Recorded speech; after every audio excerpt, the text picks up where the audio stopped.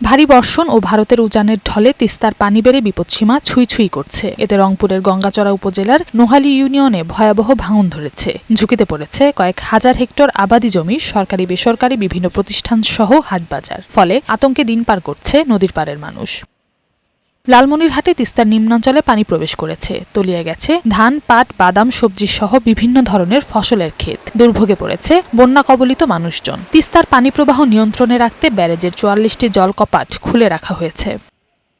নেত্রকোনা জেলার কমলাকান্দা উপজেলার উপদাখালী নদীর পানি এখনও বিপদসীমার উপর দিয়ে প্রবাহিত হচ্ছে। তবে জেলার অন্য সব নদ নদীর পানি বর্তমানে বিপদসীমার নিচে রয়েছে। এদিকে বন্যায় ক্ষতিগ্রস্ত এলাকা পরিদর্শন করেছেন জাতীয় সংসদের deputy speaker barrister Kaiser Kamal. তিনি স্থানীয় বাসিন্দাদের সঙ্গে কথা বলেন এবং ক্ষতিগ্রস্তদের প্রয়োজনীয় সহায়তা নিশ্চিত করতে সংশ্লিষ্ট কর্তৃপক্ষকে প্রয়োজনীয় নির্দেশনা দেন।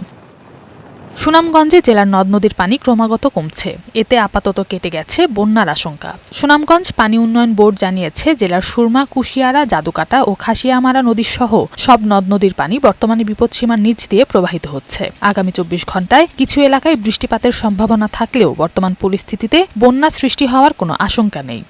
নওশীন জান্নাত, বৈশাখী সংবাদ।